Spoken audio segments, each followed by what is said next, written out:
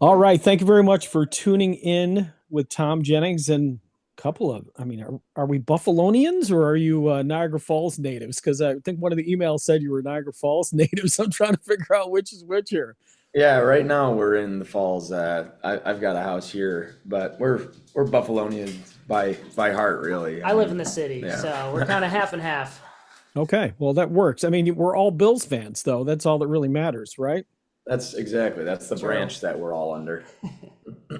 So it's interesting. We'll kind of frame this maybe in the context of the Bills. I know you guys did a great version of Mr. Brightside with Robbie Takak of the Goo Goo Dolls, and now here you are on The Voice, which is a competitive show. I mean, is there any of that really weird fear and trepidation of the sort of the I don't want to call it the Buffalo curse, but maybe the kind of the Buffalo worry about when you're on the precipice of winning something? Yeah, no, try not to think about all of that. I know there was like the big controversy of Buffalo being the city of losers, but I don't buy into that. I know Chris doesn't either. So having a guy like Robbie in our corner always to just keep us level-headed and seeing the bright side of everything, no pun intended there, is always a good thing. And at the end of the day, too, we're just having fun. That's really all we're doing up there. So Yeah, and the way I really saw the this whole voice experience so far is if you can get a chair turn, you make that 53-man roster essentially. I mean, our season is 48, but you made it past the preseason games and you've you're landed on a the spot. team. You're on the Yeah. team. Yeah, and I mean, let's be honest. I mean, Buffalo has a very supportive musical community and sports community and all that kind of stuff. I mean, Mhm. this is not necessarily just a win for you guys. It really is sort of a community win. I mean, I know as a music writer that if I get to catch a band in a club and then I get to see them as an opening act and then they get to national fame, and like the Goo Goo Dolls, a band that kind of kicked around for 10 years and then all of a sudden made it big. I mean, we all kind of celebrate in that success. I mean, do you feel a little bit of that weight in terms of, or maybe I shouldn't say weight, but that support, like, oh look, these are our hometown guys.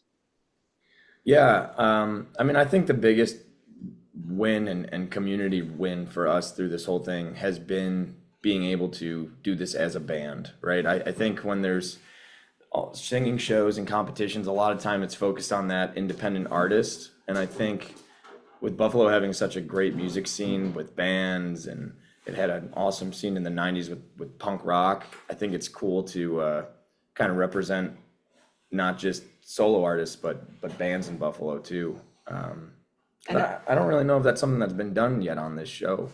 I think it's cool too that the other guys in the band were actually able to come out as well, and were kind of in some of the scenes on the show as well. So that was cool that we all got to kind of experience it together. Yeah. And the name of the band, I mean, you took it from a song by The Cure. I mean, are you big Cure fans or just a big fan of the song? Yeah, so my dad always listened to college radio. So every time I was in the car with him growing up or just at home and he was, spinning records or whatnot, it was always Depeche Mode, The Cure, The Smiths, all of that 80s new wave stuff. So we draw influences from all of those bands and we just thought it would be fitting to be named after one of the great bands that, created that genre of music. Yeah, your dad must be about the same age I am. I'm 59, so that's all the bands that kind of came up through when I Yeah. was coming through high school. Yeah, absolutely. So, who are some of the? I mean, obviously you have sort of a old school mentality when it comes to music. I mean, you mentioned The Cure. I've seen other interviews where you've mentioned like Bruce Springsteen, and you Oh said yeah. and one of you mentioned going to a U2 concert that I remember seeing at the stadium as well. So how do you kind of take that old school mentality and give it a more modern spin so it's palatable for something like The Voice? Yeah, I mean, what's nice is like we grew up in a different age of rather than the 80s, right? Like we grew up listening to Jimmy Eat World and all of those The like early, Killers. yeah, the Killers, those early 2000 bands. So it's kind of been cool to bring in the sounds that we've grown up listening to. However, we can bring our influences to that as well. So Sorry, my dog's tail is knocking on the. Oh, I got four dogs here. I'm shocked they haven't made a barking appearance yet. So no worries at all. they're usually they're usually guests on pretty much every interview that I Yeah. do. So No, but I mean it's the whole dynamics of working in a band, right? Like our guitarist Johnny has a very prog rock background, so he always tries to fit a little bit of that in there. And our drummer, believe it or not, comes from like heavy metal. And church music. Yeah, right. He's also an organist at a church, playing with the foot pedals and everything like that. So we're very much a band where it's, there's five of us, so it's split 20% and everyone gets their piece of the pie. So just kind of figuring out how everyone can be on. Cohesively Yeah. together. I think our music selection too that we play out as a band kind of reflects that as well, where we kind of try to touch on, everyone's influences and kind of what we think will kind of appeal to all. Yeah. yeah, I mean that's how music evolves. I've often felt that sometimes you're better off hanging out with people who have different musical tastes. For example, my wife, I mean, she's really into country music, and before we were together, I just didn't like country music. So somebody like Reba McEntire, which we'll be talking about in a minute or so, wasn't necessarily on my radar, and I was able to appreciate, how what a great performer she was, and appreciate the genre more, and not feel so like, well, this, I'm just going to write off this entire genre. So you guys definitely have an advantage in that allowing people to bring in those influences and being themselves is going to create a unique sound. I mean, that's how it's supposed to work. Yeah. And I've really got my dad to thank there, because when we were 14 years old, we wanted to record our first record, and we were in a band called Mom Said No at the time. And I remember he was nice enough to want to engineer that, which is probably an annoying thing to be in a room with 14-year-olds that think they know everything. But he would bring up these suggestions of, well, what if we did this with the snare drum, or what if, Chris played this line, and we were so fast to say no, and he very quickly kind of all taught us the lesson of never say no to an idea, because whether you like it at the time or you don't, you might as well try it out, because maybe it becomes, your favorite idea on the record or whatnot. So we've really kind of always lived by that of, if someone suggests something, even if they're in the band or not in the band or have nothing to do with the band, still kind of take their advice, see it out, because maybe, you find something that you never would have thought of. So that's great. And I've everybody, it was funny. I was sitting there speaking to my wife, she had watched the video of you guys doing the Take on Me, which, and then I popped it on, and the first thing I was thinking was, this is so brilliant. How has nobody picked this song before for the voice? Because it literally is almost begging somebody to take you on. I mean, was that the thought process, or was it just a song that you guys felt that you could do really well?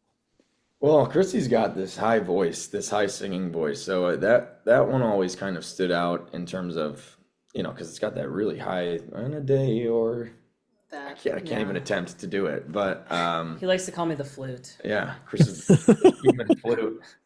But I mean, we just kind of think it represented us as artists, because, you come into that show and you want to give all of these new viewers an accurate representation of who you are if they wanted to check you out further past the show. So having all of those, 80s synth influences and still, a rock and roll edge to us, we just kind of wanted to pick a song that had those roots and that we could it was just more true to us to be able to do that song in that particular way. Mm-hmm. Yeah, I mean it's a tremendous version, and that there's always a challenge when it comes to approaching cover songs, as you know. I mean, you have to some degree make it your own without turning it into something that people don't recognize anymore. And I think you really struck an excellent balance with that, because that's a song I grew up listening to, and it's almost one of those songs where it's so good in its original form, you wonder what else can be done if you revisit it. And I thought you guys did a great job with it. Oh, thank you so much. Thanks. So describe the moment when the two chairs turned around. I mean, was that just because I know at least one of you has been on the show before, right? Yeah, I was on the season prior, and honestly, stepping onto that stage again, And I looked at Chris, I remember, and I was like, oh, dude, I'm getting some PTSD right now. Because, obviously, like, there wasn't a chair turn that last season. So there was that weird feeling. But, I mean, you kind of just black out. Yeah. When you're the moments before, it's like nothing I've ever felt in my entire life. And like we've played, probably hundreds, 100 or yeah, more shows together easily. over the course of the last 10 years. And like the nerves have never felt like that ever. Like they were like borderline debilitating. Yeah. And then the second a chair turns, it's just everything. I just blacked out. I don't really remember much of the performance beyond that. Yeah. I remember we both looked at each other when we saw Snoop Dogg turn. And we keep making the joke that as soon as he turned, we stopped caring about how we sounded because we knew we were on the show. It's such an important moment, and to finally like deliver, there's just this sense of accomplishment and relief that I think we just kind of then let it out after that. So It made it feel like the whole process was worth it in that one moment. Yeah, because there's a lot you have to sacrifice, right? Time is obviously the most valuable thing to all of us, and just before we headed down to do all of that, me and my wife had our firstborn, and Congratulations. Thank you.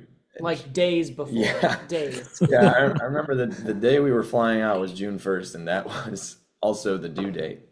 But she came a little early, so I was able to be home for a few weeks helping out. But again, to see that chair turn, it was just that relief of it was all worth it. We did it. So yeah, well, I mean, there's nothing better than the birth of a child. I'm sure that that was better than winning a spot on The Voice. But man, to have two things like that happen within the course of a week has got to be such an emotional journey. That's just got to be incredible. Oh yeah, it was a good summer. Well, fantastic. And I know we mentioned kind of at the beginning here, Mr. Brightside. And you guys were able to revisit that and kind of put your own spin on it. I don't know, to me, that's just one of those songs that evokes such a great emotion, and it's such a great communal experience. I assume you've been to some Bills games and kind of experienced the whole Mr. Brightside thing, and a little bit of an aside, when we had the New England game and they weren't really winning and eventually lost that game, they still played it in the fourth quarter. And there was no real energy in the stadium. And I feel like that's one of those songs that only works when you're kind of really beating your opponent. And I don't know what your thoughts are on it. Yeah, I totally agree there. It's kind of like playing a goal song for the Sabres when they don't score. Yeah, I was going to say, we didn't earn it. But no, I mean, yeah, we've been especially this season, really into the Bills fan base because we've been partnering up with 97 Rock and 103.3 to do their Edge tailgate parties. So, we've been around the atmosphere and hyping people up before the game, which is great because if it's after a game that they lose, then just want to go home. You're already starting from down. But no, it's been a lot of fun this season. Looking forward to doing some more stuff with them too down the road. So and looking forward to tonight's game. Yeah. That's right. That's right. Well, as a season ticket holder, I got to go. I got to check you guys out. I didn't realize you were over at that party. Yeah. But, and I wonder too, thinking back to The Voice and maybe tying it together. I mean, just the emotion that you feel in the stadium, I know as a fan, I mean, to some degree, I feel like you were channeling that type of emotion when you were doing your performance on The Voice. You know what I mean? I mean, that was something I could sort of feel when you were doing your version of Take On Me. And I know there's a lot more that's going to be coming down the road, but that's certainly going to be a pivotal moment in your career and certainly your time on the show. Yeah, I think we've always just seen The Voice as this really great platform to, promote yourself as an artist. And when you're given that opportunity, like just kind of showing people who you are, what you stand for. And, we call ourselves this Rust Belt rock and roll group. And I think what that kind of means is like, there's a lot of grit. You've been through a lot of loss and you got to take the wins when they come. And, hopefully like that urgency kind of shows in our performance and, the music we write too. Because at the end of the day, that's what we're looking to be, are these, original artists that write songs that people can relate to, especially in the city of Buffalo. Yeah, yeah. I mean, every music scene is tough when it comes to presenting original music. I mean, there's a limit to venues that'll book you for it, and it's always kind of a challenge. In fact, I just, as I mentioned before we went on the air, I worked with Cami Clooney recently, and booked her for a show out here, and of course, she was on The Voice, and she was doing some great covers and some great originals, and she does a Taylor Swift tribute, and it's kind of that balance of you got to pay the bills with a Taylor Swift tribute, but me as a music writer, music journalist, I kind of would rather see Cami Clooney, the artist, performing the covers and the originals that really sing true to her. That's always the challenge. Yeah. Yeah, and I think it's about how you present yourself first. Like who do you want to be? And for us, it's always that original band first, and then Pay the bills with weddings. Yeah, right. Yep. We did a wedding last night, but yeah. So do you feel like working with Robbie Takek? Because to me, I mean, even I still, when I do interviews, whether it's with you guys or anybody, I mean, I'm pretty much a fanboy. When I'm around certain people, you can't help but go like, oh, this is cool, man. I'm around Robbie Takek. Did that help you in any way, though, in the sense of like being around somebody like Reba McEntire? Because Reba's so iconic. Yeah, I think if anything, what Robbie's really helped us do is understand that everyone is always just a person at the end of the day.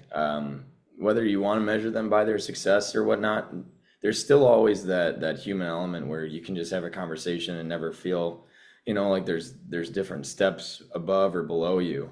And he's just like a genuine guy. He's always made us feel like we can talk to him about that sort of stuff and not feel stupid for asking questions or things like that. Right. So I think there was definitely an edge there when it comes to being in a room with people who you obviously respect the hell out of, but you can still just have a civil conversation with them. So it's good. Yeah, I mean, I ran into Robbie at a Tim Hortons in Medina. Yeah. He's just that kind of guy. It's weird to some degree, but yeah, he's just a guy that was having like a hot chocolate with his kid, and our families kind of run into him very different places all over Buffalo, but definitely down to earth. So back to the ultimate decision that you had to make. It's between Snoop Dogg and Reba McEntire. You don't have a lot of time to think about it, but I wonder, like, was there a discussion beforehand, like if these people turned around, this would be our pecking order as far as, and you don't have to tell me because maybe the one you wanted didn't turn around, but I wonder if you guys had discussed that beforehand, or if you truly made that decision between the two of them after they made their pitches. So there was discussions beforehand, and as you alluded to, the person who was at our one didn't turn around, but we would always lead the conversation of, we'll take anyone. Like if anyone is to turn, then we'll be thankful. But it really was like a true in the moment decision, because all the thoughts that race through our head is, okay, now moving forward, we need to think of the person that's going to put the most amount of stock in us, because now your coach is the one making the decision of who goes forward. And there was just some kind of urgency we felt with Reba. Yeah, it kind of just seemed like she was really, really advocating for us to be on her team, and was like, not necessarily pushing hard, but just like seemed very genuinely excited about us. And not that Snoop didn't by any means, he was just kind of more laid back and cool and like, I'd love to have you guys. But we just kind of felt the urgency more from Reba. Yeah. So that's ultimately why we went that direction. For me, it was hearing Reba. She made the comment about how important harmony is to her. And obviously being the only duo in the show, that stood out, because if she's realizing, the importance there, then that can only help us out. She even said, like, I prefer singing the harmony over melody lines, like something like that. So yeah, that definitely was a big plus. Yeah, I guess that makes sense. I mean, it's funny to me, like, not that I would ever be on The Voice, but I could imagine, well, if these are the panelists, I certainly would have had my number one choice. And I won't ask you who it is. I'm sure maybe in private someday you could tell me who your number one was, unless you want to share it. I mean, we love we actually love One Direction. So Niall Horan was our first one. We thought it made the most amount of sense being in a group ourselves and him having, a group background and also having the background of being on a competition like The Voice. So that was our one, but still happy, still very happy. So let's wrap it up with a quick maybe discussion of duos. So I'm looking at my music room. I got a big poster here of one of my favorite country artists, Sugarland. What a great duo they are. I'm not sure if you're familiar with them. Oh yeah, we've got the Hall and Oates. We've got even the Goo Goo Dolls, which is really for all intents and purposes now just a duo. Yeah. What I mean, in as much as it's good to go on a journey with somebody else, there's a lot of challenges with that in terms of just kind of getting along. We know that a lot of these duos get along, and then until they don't. What are you guys doing to maintain your relationship and kind of avoid the pitfalls of becoming the Oates or becoming the Garfunkel, if you will? So I don't really think we see ourselves as a duo for like the purposes of the show. Like, yes, we were a duo, but really we are a 5-piece band. Yeah. And we've kind of always played as a 5-piece band. So it's never just the two of us. And granted, I feel like we have a good back and forth, especially after, all of those nights in the hotel room. You kind of get used to each other's tendencies and stuff like that. But really there was I don't know. We kind of just vibe. Yeah. I mean, we've been doing this for about a decade now. And, some members have come and gone in the bands that we've played in. But really what we're looking for at the end of the day isn't a bandmate. It's not a coworker. We're very family based, and we're looking for these people that we genuinely can see being on the road with every day of the year, or, being at our kids' college grad party 20 years from now or whatnot. So I just don't think we even see an end in sight, because we've now got this group of 5 guys that, okay, well, if I tick off Chris, we'll just start over again in the morning, because we're not going anywhere. We're family. And people act as buffers too. So it's like, you can physically place a person in between if there's an issue, Yeah. Well, I've interviewed a lot of artists over the years, and there's one of the themes that comes up is, there's a lot of talented people out there. And one of the most important things, especially for a band that's been around for a long time, is they talk about being good on the bus. So I had, I think it was the guy from Atlanta Rhythm Section, a quote that always stuck with me. He goes, he's got the Southern accent. He goes, you always got to be careful about that one bad guy on the bus. And if you look around and it ain't anybody else, it might just be you. So yeah, we just know to not let Mark, our drummer, ever be the driver. I was just about to say that. Yes. That's the only rule for the bus. Yeah. All right. Well, great. Well, what future plans, future projects can we look forward to that we can let people know about beyond The Voice? This is obviously just it's another stepping stone. It's certainly not the end, and maybe not even the pinnacle of your career for that matter. That's what we're hoping. Just onward and upward, right? But we just released a record called Risen from Rust, and we're super happy with that. We started working with a new producer this past year, and he was really able to get out this sound that we've been chasing for years. So if anyone wants to check that out, they can find it on every single streaming platform that's out there. And in terms of the future, like I said, we've been working with 103.3, and they put us on their Edge Christmas party, where we'll be opening up for the Ataris and Sheila Divine. So that is December 10th, and that's at Electric City. Okay, great venue. I don't know if you've played there yet. We haven't. We were supposed to be on when Valley came through. We were support for them, but we were doing something else. I wonder what that was. Yeah. So, all right. Yeah, great cover work on the Risen from Rust, too. I don't know who did that one, but it was an artist from Fiverr. So, we gave them their $100 and they killed it. Yeah, shout out to that guy. Yeah. All right.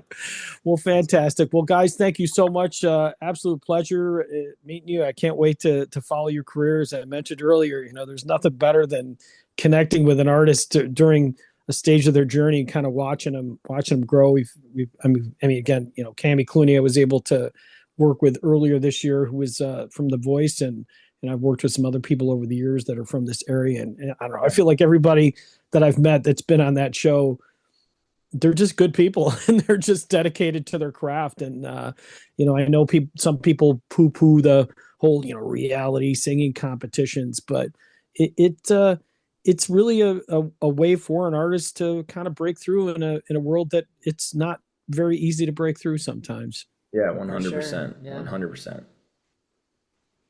All right, well, very cool. Well, thanks, guys.